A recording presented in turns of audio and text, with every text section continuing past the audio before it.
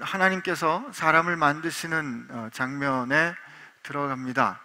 하나님이 사람을 지으십니다. 하나님께서 사람을 지으시는 그 모습을 증언해 주는 이 성경 말씀은 다른 창조와는 조금 구별되는 모습을 우리에게 보여줍니다. 하나님께서 결정하시고 뜻하시는 모습을 우리에게 증언해 주는 거예요. 여기 뭐라고 되어 있어요? 하나님이 이르시되 우리의 형상을 따라 우리의 모양대로 우리가 사람을 만들고 그들로 바다의 물고기와 하늘의 새와 가축과 온 땅과 땅에 기는 모든 것을 다스리게 하자 하시고, 그러니까 하나님께서 사람을 만드실 때 사람을 향한 하나님의 뜻, 의도가 있었다는 것을 가르쳐줘요. 그리고 그 말씀대로 하나님의 작정대로 하나님이 이렇게 뜻하시고 말씀하셨잖아요. 그리고 그 말씀하신 대로 하나님이 자기 형상, 곧 하나님의 형상대로 사람을 창조하시되 남자와 여자를 창조하십니다.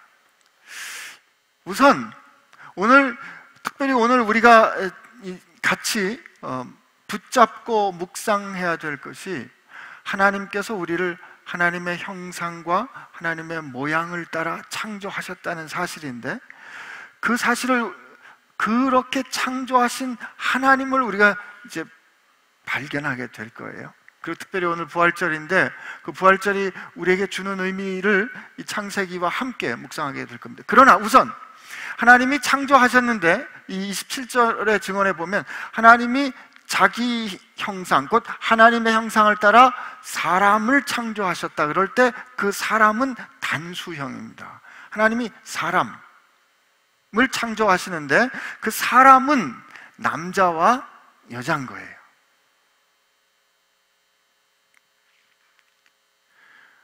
사람을 하나님이 만드셨는데 그 사람은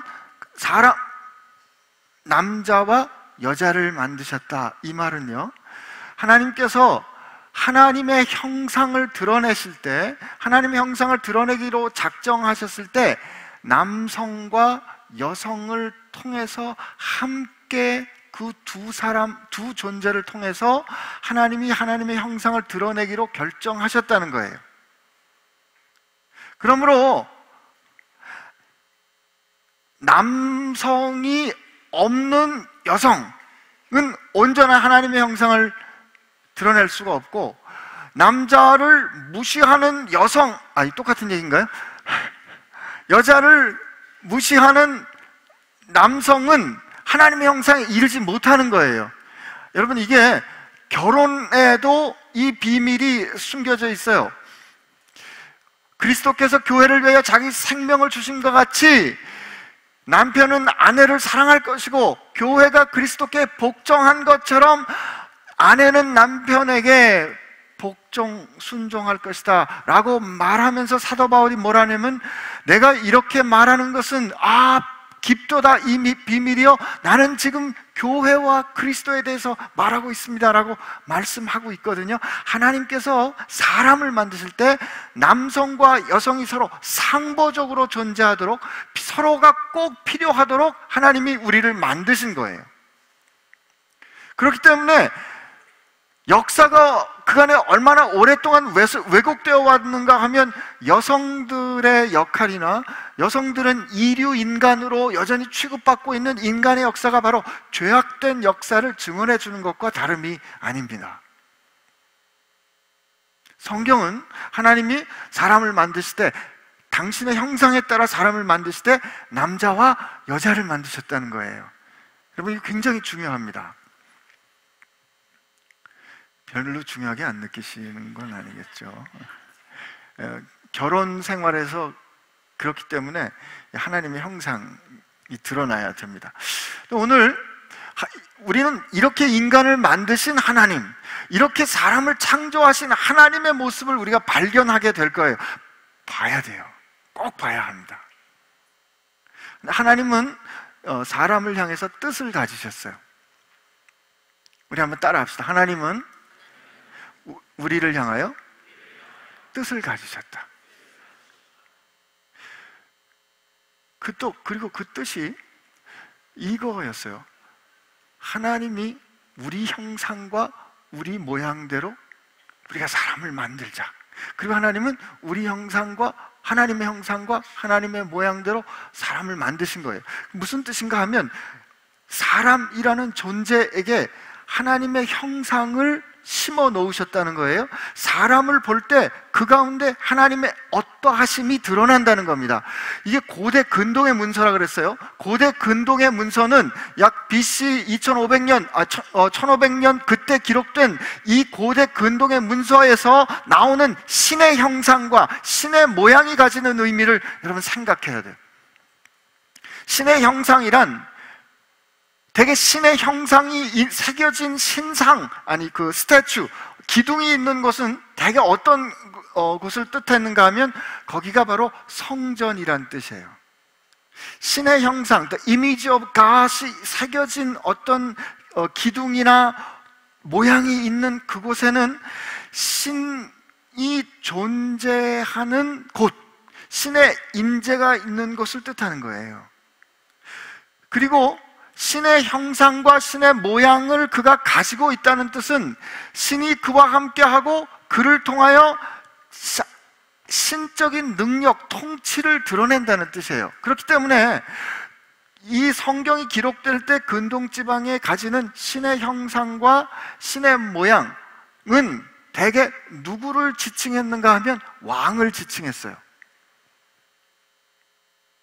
왕이나 하나님이 머물러 있는 신전을 뜻했다고요. 그러니까 왕이 다른 나라에 가서 정복을 해요. 그 나라를 정복을 하면 왕이 자기 이름과 자기 모양이 새겨진 신상을 세워둬요. 그게 내가 여기를 통치한다 이 뜻이에요. 근데 그때 왕이 자기 모양과 자기 신상을 새겨둘 때 대개 이 사람들이 자기가 대변하는 신의 형상과 신이 어떠한 것을 거기다 새겨둔다 이 말이에요. 이게 그 사람들이 가지고 있었던, 성경이 쓰여졌을 때 하나님의 형상과 하나님의 모양이 가지는 의미예요. 그런데 그렇기 때문에 고대 근동지방의 이 사람들은 하나님, 소위 신의 형상과 신의 모양은 누구에게만 새겨진다? 대개는 왕에게만 새겨지는 거예요. 그리고 보통 땅의 사람들은 이 근동지방의 그런 소위 세계관을 이루는 그 수메르 신화에 보면 신들이 사람을 만드는데 어떻게 만드냐면, 왜 만드냐면 큰 신 밑에 작은 신이 있었는데 이 작은 신이 큰 신들이 먹고 살 식량을 생산을 하는 일을 했대요. 그런데 작은 신들이 큰 신을 위해서 너무 일을 하다 보니까 힘이 드니까 이 작은 신들이 큰 신에게 찾아와가지고 막 불평을 한 거예요. 그러니까 이 작은 신들의 짐을 덜어주기 위해서 인간을 만듭니다. 그러니까 인간은 신들이 먹을 식량을 생산하기 위한 존재로 만들어요. 그런데 그 인간을 만드는 신이 자기가 어떻게 능력이 있는지를 보이려고 일부러 병신들을 창조해요. 못 본, 눈이 없는 사람, 다리가 없는 사람, 자기 마음대로 자기 원하는 대로 인간의 모양을 일그러뜨림으로써 자기의 권위를 드러내는 거예요. 그리고 이 인간들이 많아지니까, 시끄러워지니까 이 신들이 시끄러워가지고 못 살겠다고 인간을 흩어버려요. 이게 이스라엘 사람들이 살아가고 있던 때에 그 당시 그들을 둘러싸고 있던 세상이 인간과 신을 바라보는 눈이었어요. 이건 진화론과 다름이 아니에요. 세상을 이해하는 눈이란 말이에요. 그런데 지금 하나님은 이스라엘 백성들에게 모세를 통하여서 나는 왜 사람을 만들었다고 지금 말씀해 주시는 건데, 하나님은 어떻게 만들어요? 어느 특정한 사람에게만, 어느 특정한 인간에게만, 왕에게만 내 형상을 주는 것이 아니라 내 형상을 따라 모든 사람을 창조하겠다는 거예요.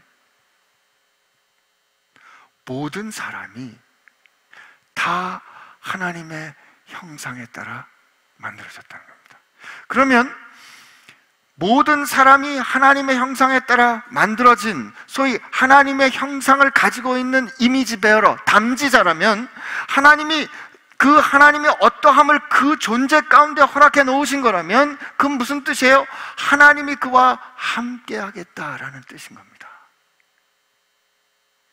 그래서 창세기 1장에 하나님께서 인간을 창조하시고 참 정말 지극히 좋았더라 말씀하시고, 그 창조하신 인간과 더불어 인간으로 하여금 경험하게 한 첫날이 뭐냐면 인간과 함께 창조된 만유를 같이 즐기는 안식이었다고요. 그러므로 이 하나님께서 창조하신 이 창조는 하나님과 인간이 함께 거하는 곳, 곧 거룩한 곳을 만드는 하나님의 역사를 뜻하는 거죠. 그런데 하나님은 인간들에게 당신의 형상을 심어 놓으심으로 말미암아 그들 가운데 거하시는 사람, 그들 가운데 거하시겠다는 뜻이에요. 이 모양대로라는 이 단어가 많이 증언되어 있는 것이 에스겔서인데, 그 에스겔서에 보면 그 모양으로 하는 그게 많이 증언되는 게 에스겔서 1장인데, 에스겔 선지자가 그발강가에서 눈이 열려서 하늘을 어거보자 하나님이 계신 그 모양을 보게 되는데, 그 모양에 따라 모양이 어떠한데 이렇게 말하거든요. 이 말은 무슨 뜻인가 하면 그의 모양은 그가 거하시는 곳이란 뜻이에요. 여러분, 하나님은 창세기를 통하여 하나님은 우리에게 뭘 가르쳐 주시는가 하면, 하나님은 인간을 지으시고 인간을 지으실 때 당신의 형상에 따라 지으셨기 때문에 하나님은 그들 가운데 거하시겠다는 결정을 하신 거고, 하나님께서 창조하신 인간을 위해 창조하신 모든 만유를 그들에게 주시면서 하나님이 그들 가운데 거했기 때문에 하나님의 권한, 통치하시는 권한, 창조하셨기 때문에 통치하시는 거예요. 구원하셨기 때문에 다스리시는 거예요.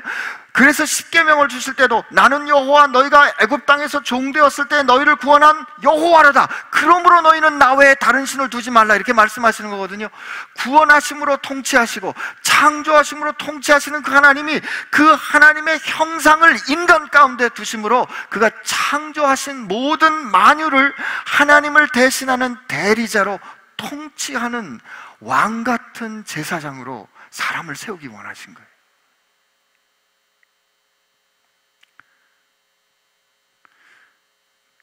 그렇다면 말이죠, 이 다음에 하나님께서 아담에게 주시는 그 하나님의 말씀은 너무 지극히 자연스러운 게 돼요.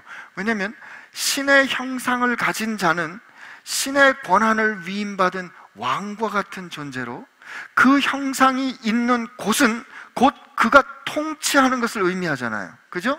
그런데 하나님이 그렇게 만드신 다음에 사람들에게 뭐라고 말씀을 하시냐면, 28절에 하나님이 그들에게 복을 주시며 하나님이 그들에게 이르시되 생육하고 번성하여 땅에 충만하라, 땅을 정복하라, 바다의 물고기와 하늘의 새와 땅에 움직이는 모든 생물을 어떻게 하라?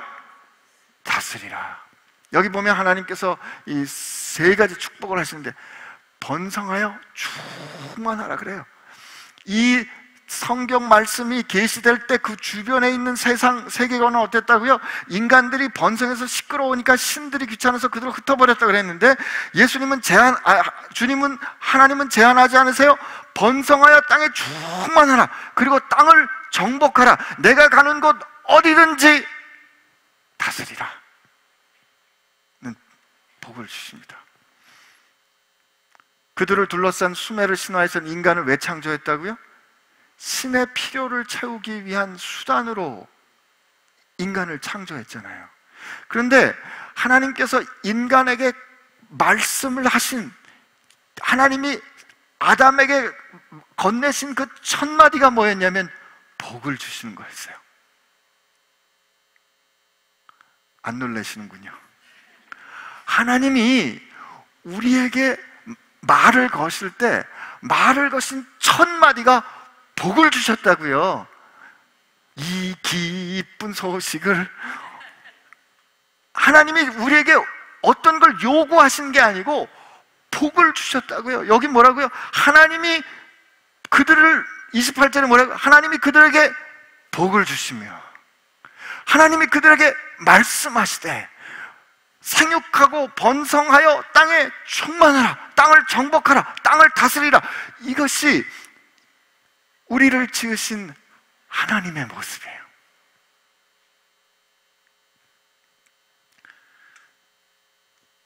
하나님은 하나님의 형상에 따라 여러분과 저를 만드셨어요.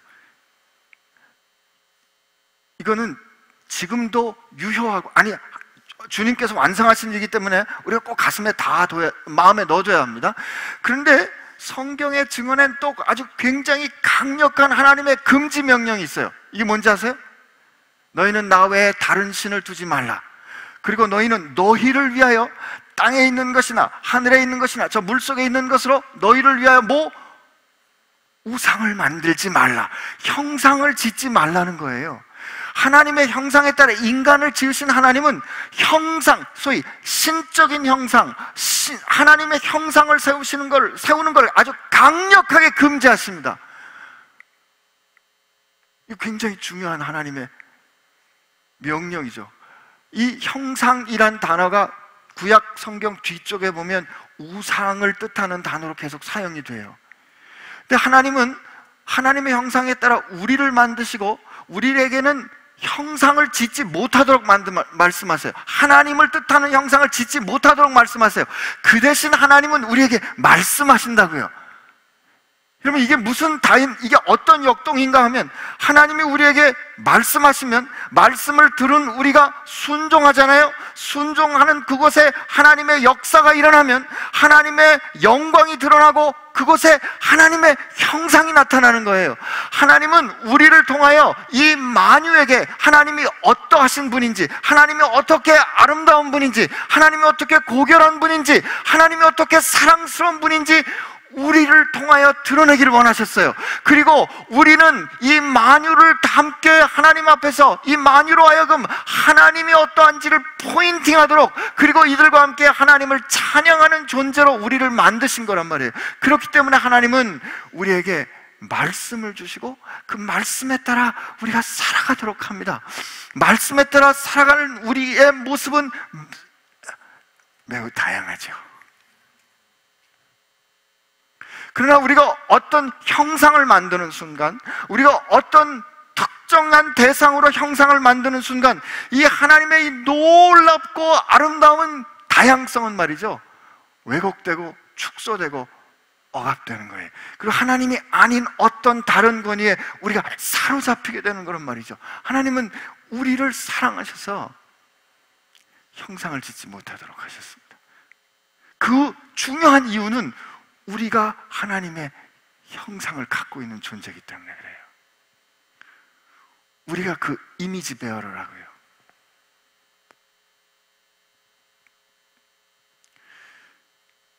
하나님이 우리를 하나님의 형상에 따라 지으셨기 때문에 우리가 합당히 이 만유를 통치하는 겁니다. 그리고 하나님은 우리가 이 만유를 통치하도록 우리에게 필요한 모든 것을 공급해 주세요. 먹고 살 문제를 걱정 안 하도록 해주세요. 물론 그때는 고기 안 먹어도 됐나 봐요. 여긴 다 풀들을 먹을 거로 주시는데, 물론 이 중에 고기 좋아하시는 분들 계시겠지만 우린 노아시대 이후로 사니까 지금 고기 먹는 거죠, 그렇죠? 그러나 어쨌든이 아니고 하나님 죄송해요. 근데 하나님께서 우리에게 풀을 먹을 거로 주십니다. 제가 하나님의 뜻에 반한다는 뜻은 절대 아닙니다. 우리가 창세기 26장부터 지금 짧은 말씀을 우리가 찾아 따라왔지만, 여기에서 우리는 뭘 볼 수 있어요? 우리에게 하나님의 형상을 주시는 하나님의 결정과, 그리고 그렇게 형상에 따라 우리를 만드신 우리를 향해서 참 보기 좋다고 기뻐하시는 하나님과, 그리고 이런 우리들이 생육하고 번성하여 땅에 충만하고 이 온 세상을 그 하나님의 뜻에 따라 다스리기를 기뻐하시며 복을 주시는 하나님, 그 하나님을 우리는 만나게 되는 거죠.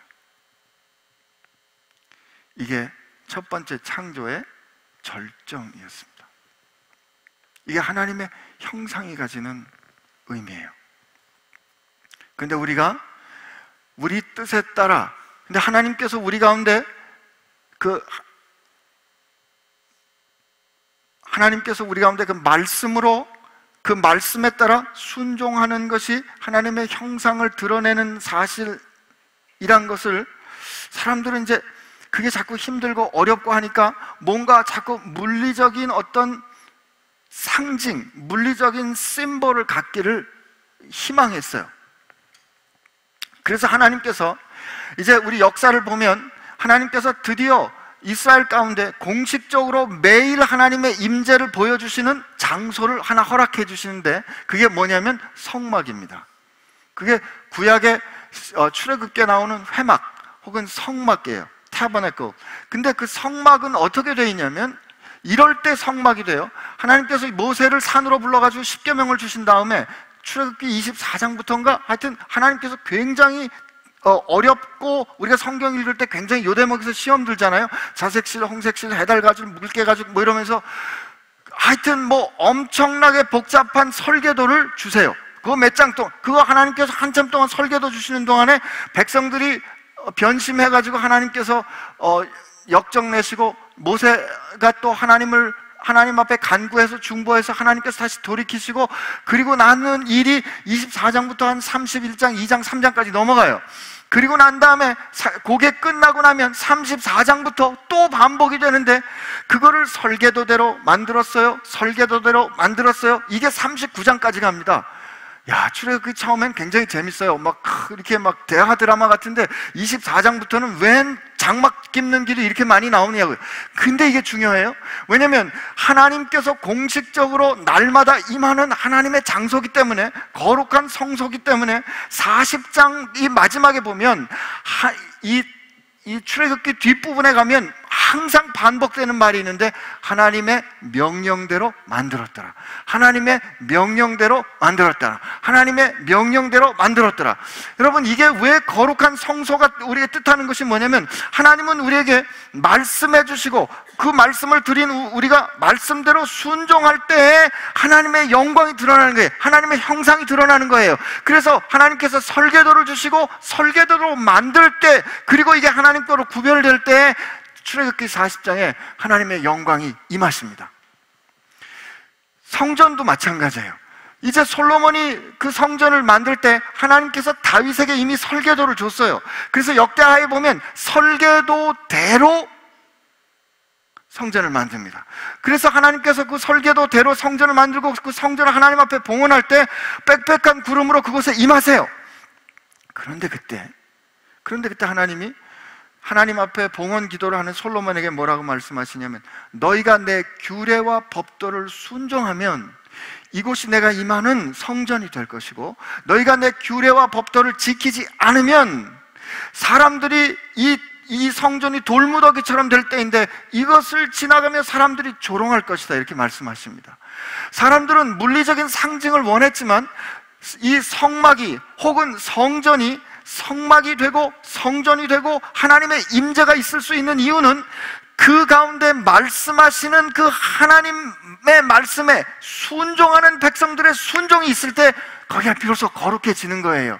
여러분, 건물은, 텐트는 아무런 의미가 없어요. 그 안에 순종하는 백성이 없으면 아무런 의미가 없단 말이에요. 그래서 예레미야서에 보면 예레미야 선지자가 그 성전 앞에 서서 성전이로다, 성전이로다, 성전이로다 하고 잘못 말하는 거짓 선지자들이라고 그들을 통렬하게 그들을 꾸짖는 것이고, 에스겔 선지자를 통해서 하나님은 여호와의 영이 떠나서 성전을 떠나는, 그리고 그때 에스겔 선지자로 성전을 떠났던 여호와의 영광이 드디어 예수 그리스도를 통하여 예루살렘에 다시 돌아오는 광경이 요한복음을 통해서 지난 순환절을 지나면서 우리가 보게 된 거죠. 이게 혹시 이게 안신기 목사의 해석일까 여러분이 두려워할까봐 제가 우리 주님 말씀을 한번 같이 확인해 드리도록 하겠습니다. 한번 따라 합시다. 예수님은 무조건 오르시다. 아멘이시죠? 예. 요한복음 14장에 한번 가겠습니다. 요한복음 14장에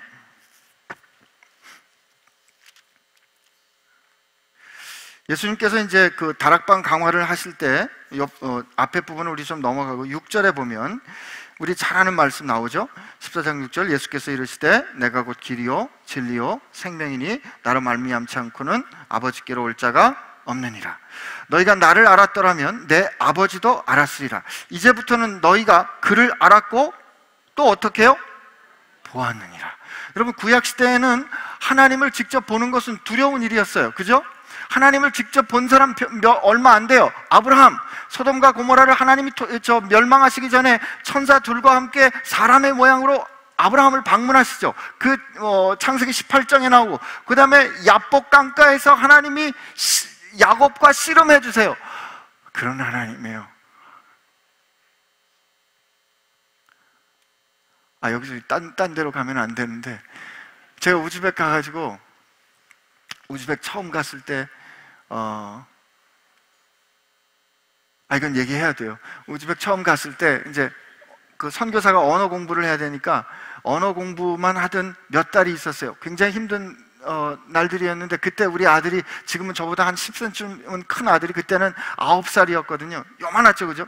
그 아들하고 나하고 라면 끓여 먹고 언어 공부하고 할 일이 없으니까 매일 씨름한 거예요. 아들하고 씨름을 하는데 아들이 매일 울었어요. 왜냐면 제가 힘을 써서 이기면 졌다고 울고, 져주면 져줬다고 울어요.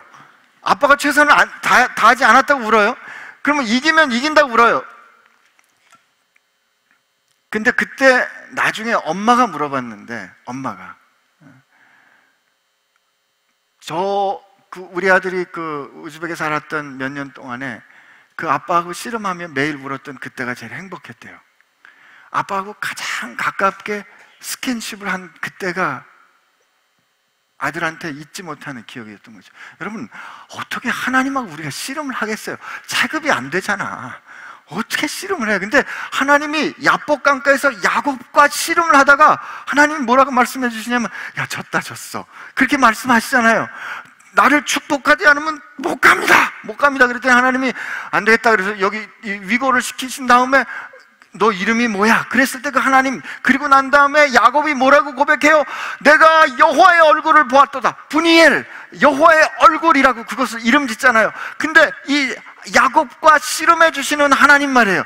그러나 구약에는 이렇게 하나님 만난 사람이 몇 명 안 돼요. 아브라함, 야곱, 그리고 모세와 한 70명의 장로들이 산에 올라가서 하나님의 모습을 보지만 하나님이 그들을 치지 않았어요. 하나님께서 이렇게 그들을 만나 주셨지만, 예를 들면 이사야 6장에 이사야가 비전 중에 하나님의 영광을 보았을 때, 화로다, 망하게 되었도다, 내가 입술이 부정한 백성으로 부정한 백성 가운데 살면서 여호와를 보였기 때문에 내가 죽게 되었도다 라고 하나님을 만나는 것, 아버지를 보는 건 어려운 일이었어요. 가능한 일이 아니었다고요. 그런데 예수님이 지금 뭐라고요?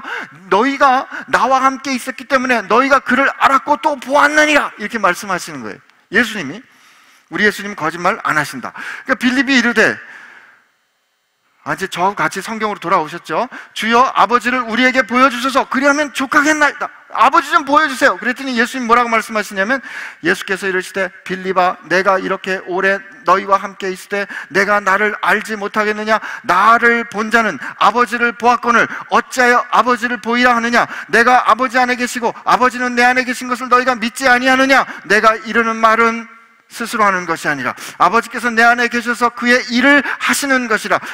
내가 아버지 안에 거하고 아버지께서 내 안에 계심을 믿으라. 그렇지 못하겠거든 행하는 그 일로 말미암아 나를 믿으라. 내가 진실로 너에게 이르노니 나를 믿는 자는 내가 하는 일을 그도 할 것이요 또한 그보다 큰 일도 하리니 이는 내가 아버지께로 감이라. 여러분, 여기 주님께서 뭐라고 말씀해 주시는 거예요? 지금 빌립아, 너는 나를 봤지? 빌립이 봤잖아요. 네, 그러면 너는 아버지를 본 거야. 아니요, 저는 못 봤는데. 그게 아니야. 내가 아버지 안에 있고 아버지가 내 안에 있어. 어떻게 해요? 내가 하는 말은 내가 하는 게 아니야. 내가 하는 일은 내 안에 계신 아버지께서 하시는 그 일을 내가 하는 것이야. 그리고 그 다음에 마지막에 뭐라고 예수님 말씀하시냐면, 나를 믿는 자는 내가 하는 일을 할 것이고 더 큰 일도 할 거야. 이제부터 너희도 아버지의 형상을 가지게 될 거야. 주님이 분명히 우리에게 말씀하십니다. 나는 아버지의 하시는 말씀을 들어 말하고 아버지께서 하시는 일을 행함으로 그와 하나이다.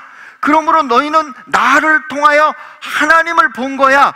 그래서 골로새서에, 에베소서에, 고린도전서에, 히브리서에 그리스도는 하나님의 영광의 광채시요, 보이지 않는 하나님의 본체시요, 보이지 않는 하나님의 형상이다 라고 우리에게 가르쳐 주는 거예요. 그런데 우리가 지난 순환절을 지나면서 우리는 충격적인 하나님의 모습을 보게 된 거죠. 어떤 하나님의 모습? 그 하나님 우리 가운데 오셔서 그 하나님 진짜 이 세상을 통치하셨어요. 바다도 다스리시고 죽어가는 자도 살리시고 귀신도 내어 쫓으시고 물리 법칙도 주님은 다스리세요. 물을 포도주로 바꾸시고 보리떡 5개와 물고기 2마리로 이 많은 사람들을 다 먹이시는 물리 법칙도 하나님은 통치하시잖아요. 그런 하나님, 창조하시는 하나님, 통치하시는 하나님을 그는 봤어요. 거기까지인 줄 알았는데 그 하나님이 어떤 하나님이세요? 우리를 위하여 우리가 당할 수치를 같이가 아니고 우리가 당하지 못할 수치까지 당하시고 십자가에서 벌거벗겨 죽으시며 나의 하나님 어찌하여 나를 버리시나이까 라고 말씀하시는 그분이, 그와 하나님과 본체시나 하나님과 동등됨으로 자기를 취하지 아니하시고 자기를 비워 종의 형체를 가져 인간의 모양으로 나타나셨음에 그가 죽기까지 순종하시는 그분이 하나님인지를, 그분의 모습이 그러한 것을 보게 될 줄 몰랐던 거예요. 성자 하나님이 그런 모습으로 우리 가운데 나타날 줄 아무도 상상하지 못했던 거예요. 그런데 그렇게 끝났으면 이해할 수도 없었겠죠. 그러나 그가 그렇게 죽으신 이후에 그가 우리의 모든 죄짐을 지고 그 죄악의 세력들을 그가 사랑으로 꺾으시고 의로 꺾으시고 그가 죽으신 후에 다시 부활하심으로 말미암아 잠자는 자들의 첫 열매가 되시고 하나님께서 새롭게 지으시는 그 하나님의 새로운 창조의 첫 열매가 되어주심으로 말미암아 우리가 지니게 될 형상이 어떠한지 그가 보여주셨다 이거예요. 여러분, 부활절의 가치와 부활절의 의미는 우리가 죽은 다음에 삶이 있다, 이게 그 증거가 아니에요. 지금 하나님께서 우리로 하여금 우리 가운데 새롭게 빚어가시는 그 영광스러운 형상이 뭐다라고 우리 가운데 보여주시는 게 부활절이에요. 여러분, 우리는 그리스도와 함께 죽고 그와 함께 다시 살아났습니다. 아멘. 우리는 죄에 대해서 죽고 의에 대해서 거듭 살아났습니다. 내가 주인 되었던 우리는 죽고 이제 그리스도로 말미암아 그의 생명으로 물과 거룩한 성령으로 거듭난 거예요. 하나님께서 우리가 2장에서 보겠지만 흙으로 사람을 지으시고 그 코에 훅 하고 생기를 불어넣으시니까 그가 비로소 살아있는 존재가 되잖아요. 부활하신 예수님께서 제자들에게 나타나시면서 그들에게 훅 하고 숨을 내쉬며 말씀하실 때 성령을 받으라 말씀하셨거든요. 누구든지 그리스도의 영이 아니면 그리스도를 주라 고백할 수가 없다면, 여러분들 그리스도를 주로 고백하는 여러분들은 이미 여러분들에게 하나님의 거룩하신 성령이 부어진 바 된 줄로 믿으시기를 바랍니다. 그렇다면 말이에요, 우리는 죄에 대해서 죽고 그리스도로 다시 산 거예요. 그리스도로 거듭 태어난 거예요. 거듭 태어날 때는 말이에요, 아버지 닮는 겁니다. 이제는 우리가 하나님의 형상을 우리의 DNA로 가지고 태어난 거예요. 아멘. 제가 그래도 의사 자격증을 갖고 있잖아요. 우리에게 유전자가 있어요. 근데 유전자가 언제 발현이 되는가 하면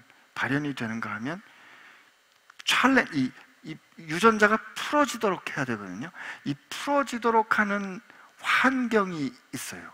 이걸 우리가 이 유전자를 작동하도록 하는 도전이다 그래서 이걸 에피제네틱 챌린지라 그래요. 여러분과 내게 하나님께서 하나님의 형상을 허락해 주셨다고요. 우린 이제 하나님의 형상을 가졌어요. 하나님의 형상이 우리 가운데 어떻게 발현되는가 하면 말이죠, 생각하지 못했던 어려움, 내가 싸워야 할 씨름,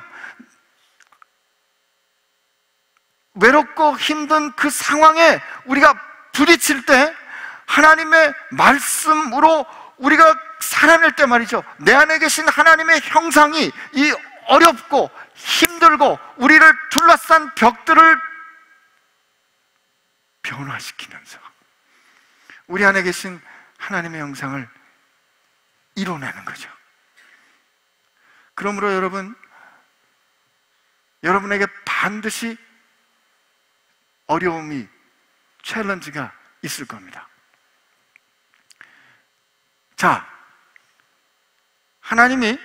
태초에 하나님의 형상에 따라 인간을 만드셨는데, 그 인간을 만드신 가장 중요한 그 하나님의 기준이 하나님의 형상을 따라 만드신 거라 그랬어요. 그 이유는 뭐다?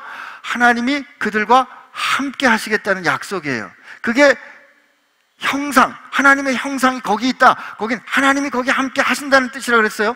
그러므로 하나님은 그 사람들과 함께 하시고, 이들이 충만함으로 말미암아 이들이 가는 곳마다 하나님의 형상이 있는 거고, 이들이 가는 곳마다 하나님의 통치가 있는 거잖아요.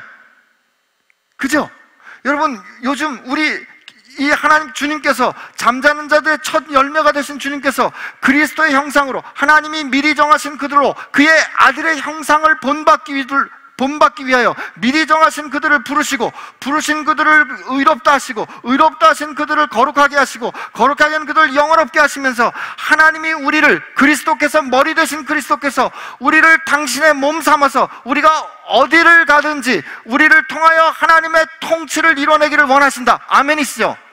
그렇기 때문에 교회는 건물이 아닌 거예요. 그렇기 때문에 여러분들이 하나님의 형상을 가진 사람으로서, 하나님의 DNA는 뭐예요? 말씀이잖아요. 말씀에 따라 세상에 흩어져서 그 말씀에 따라 순종할 때 이 세상이 하나님에 의해서 통치되는 영광을 우리가 보는 거죠. 이 새 창조가 예수 그리스도를 통하여 시작된 겁니다. 이게 하나님의 나라가 이 땅에 임하는 거예요. 여러분, 우리가 정신 차려야 될 것 중에 한 가지는요, 우리가 그리스도께 속했기 때문에 우리는 하나님의 형상을 가진 사람들이고, 세상은 하나님의 형상을 어디를 통해서 본다? 우리를 통해서 보는 거예요. 다른 방법이 없어요. 하나님이 결정하셨다니까요. 에베소서에 나오잖아요. 그러므로 우리가 그리스도 안에서, 성령 안에서 그리스도와 함께 하나님이 거하실 전으로, 성전으로 어떻게 된다? 지어져 가는도다. 너희들이 그리스도의 충만한 장성한 분량에까지 자라라, 그렇게 말씀하시잖아요. 이게 하나님의 결정, 하나님이 태초에 인간을 지으실 때 그렇게 결정하신 것처럼, 하나님이 그리스도 안에 있는 새로운 피조물 된 우리를 지으실 때 하나님이 그렇게 결정하셨어요. 우리로 그리스도의 형상을 드러내도록.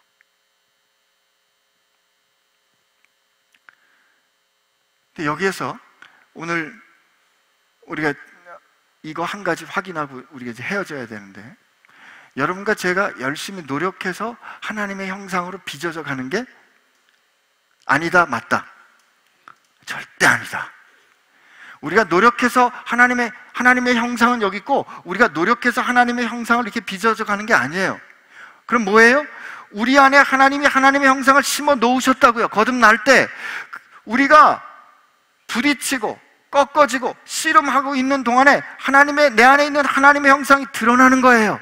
우리의 씨름은 우리가 앞으로 살아가는 동안에 겪고 되는 영적인 씨름과 훈련과 모든 경건의 어려움과 경건의 모든 과제와 도전은 내 안에 있는 하나님의 형상이, 그리스도의 형상이 온전히 빚어질 때까지, 갈라디아서에 있는 사도 바울의 고백처럼 해산의 고통을 하듯이 내 안에 있는 그리스도의 형상이 이루어질 때까지 우리가 순종하며 따라가는, 이건 누림인 겁니다. 나는 저와 여러분이 그렇게 누리게 되기를 축복합니다. 하나님은 하나님의 형상을 지닌 주의 백성들이 생육하고 번성하여 땅에 충만하기를 기뻐하십니다.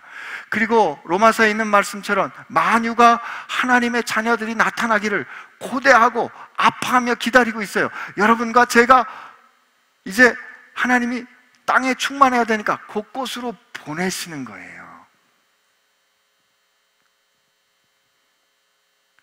우리 하나님이 얼마나 전략적이세요. 교회를 여기다가 딱 이렇게 노련동 여기다가만 모아놓고 세상을 어떻게 통치하냐고요. 우리 가운데 연예계에 있는 분들이 계시다면 그 연예계는 어떻게 통치하냐고요. 거기에 하나님의 형상을 지닌 하나님의 권세를 가진 사람을 세움으로 통치하시는 거예요. 학계는, 사업계는, 연구소는, 가정은, 저 아프고 어두운 곳은 누가 어떻게 통치하나요? 그런 상황에 있는 우리를 하나님의 형상을 가진 사람들로 세우시고 만드시고 그 일을 위하여 주께서 생명을 주어 만드셨단 말이에요. 절대로 번복될 수 없어요. 그런 하나님께서 우리를 통해 그것을 정복하고 다스리십니다. 그 영광을 여러분이 함께 누리시기를 축복합니다. 우리 하나님 앞에 같이 기도합시다.